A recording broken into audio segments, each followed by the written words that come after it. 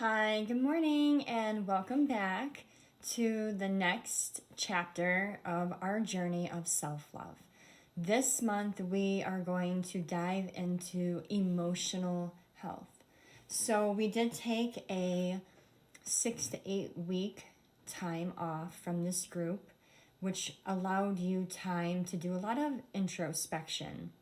We left off the last time with ego death.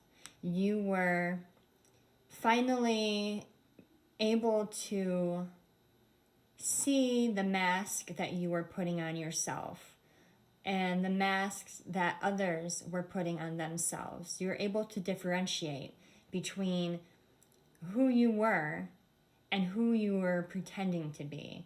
And if you did not understand that or figure that out yet, you were on the brink of figuring that out, which is why we took that break. So that way you had time to do your self-reflection, to spend time alone. Some of you may have gone into hermit mode. Some of you may have become more introverted during this time, meaning you're still possibly going out and socializing and participating in events that you would normally participate in, but you decided to stay more to yourself or to keep certain feelings inside yourself and sit and observe the people in your presence at these times. And when you weren't participating in public events, you mainly stayed home and dove into those hobbies that you were exploring, worked on self-love and growth and all the other things that we've talked about since the beginning of this calendar year. So with that, you may have found at this point of your journey that your emotional health is very important, and it's very, very essential for you to take care of and to preserve and to maintain and do a routine maintenance and check on yourself. So now being in hermit mode or being more introverted and pulling away from social groups and finally coming into possibly your intuition and understanding who you truly are can often lead to spiritual ascensions. So you may have started feeling a lot of anxiety, a lot of nervousness or insecurities based on presenting the real you to the world. And it can be scary presenting yourself, the real you, after you've spent so much time alone or disconnected from people. So you may find yourself in a place emotionally that is shaky, and you may find that the people that typically you would lean on or talk to or divulge information about yourself in order to get better clarity are no longer in your inner circle, or perhaps you just don't feel safe giving that information to people anymore because you now realize that most of the responses were based off of their perception, which they couldn't possibly know because they're not in your shoes. They can only relate as far as they understand from your situation. And maybe perhaps they just don't hear you, and you're seeing that. So you're like, who do I talk to? How do I get this off of my chest? How do I get this out of my head? So going back to towards the beginning of the self-love journey, journaling is always probably one of the best methods of maintaining good emotional health. And if you're on any of my social media pages, if you follow my YouTubes or my TikTok channel, I did just post a video about grounding. So grounding and finding peace in quiet and stillness and solitude. And man, I tell you, I know it just sounds so cliche. It just sounds like that's the go-to thing that anyone in this environment would say to do. Okay, I'll ground. Actually, just try it.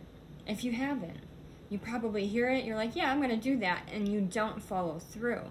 It is essential to find your center and to be able to, if you don't have anyone else to talk to communicate with divine, the universe. Put it out there, write it down, get it out of your head and get it onto paper so you can see exactly what it is that you're dealing with, and make a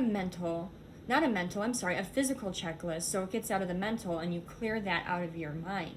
Because I'll tell you what, when you start bottling up a bunch of emotions and you're going through all these changes and transformations while trying to maintain your day-to-day life, trying to maintain a job and a household, a family, a relationship, friendships, whatever it is, it can be overwhelming. And guess what? When you start bottling up every single thought and feeling, emotion, issue, because you have no one in the world to talk to, into your own heart and into your own mind, that puts burdens on your physical body, which will, in the grand scheme of things, halt your progress with everything else that you're seeking to do, with all the self-love, all the work that you've done, the business opportunities, the hobbies that you've began, the projects that you're undergoing. You need to be physically healthy to maintain the balance in the rest of your life. So by bottling all that stuff in yourself, you're causing yourself to worry and to stress and to feel melancholy or overwhelmed. You do need someone to talk to. So this would be a good time. I am not a doctor, but this is just my recommendation. So please, definitely talk to a doctor. To seek counseling or seek a therapist or seek someone that's a neutral third party to lay it all out there if you don't want to write it down. Or like I said before, give it to the universe. Sit down quietly somewhere by yourself, maybe even in your car, and just let it all out. Have a good cry.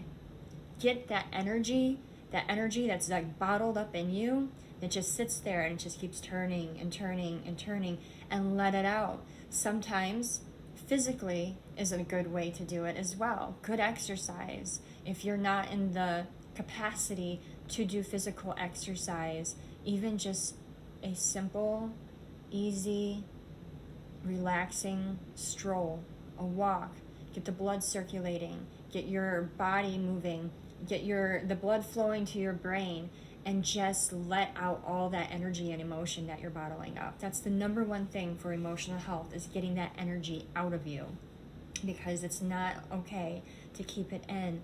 So with that, I'm going to be posting in the chat room for Self-Love Journey this month,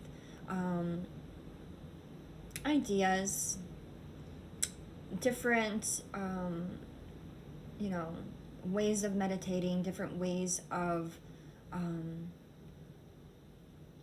eating, foods that can help with certain things that you might be depleted of, just a lot of informative stuff. So look forward to that, and we will follow up after this with wisdom. And then so like I was saying, we are going to start following up with wisdom and intuition, and then we have self-control, shedding illusions, and finally ending the self-love journey with becoming you. And you are becoming you more and more every day, and that you need to be proud of. Do me a favor. I really want you to do this too, because it's important for your mental health. I want you to sit down and write on a piece of paper where you were January 1st, and look back and remember where you were, like what was going on in your life, and journal it down. And then I want you to write down everything that you did between then and now, as far as accomplishments, vacations, trips, new hobbies, all positive, all the positive things that you've done between then and now. And then I want you to write where you are today. Who are you as a person? What is going on with you? And use that as a measurement to see the growth that you've made within yourself over the last 8 months. And you will be shockingly surprised on how much you've accomplished. And that in itself should give you a very good energy boost, a morale boost. It should kick you in the right direction as far as mental health, because you have accomplished so much and you can accomplish so much more. We just have to get you balanced within the headspace. Okay? And again, I'm going to try to follow up with a bunch of stuff this month in regards to that. So anyways, have a great day.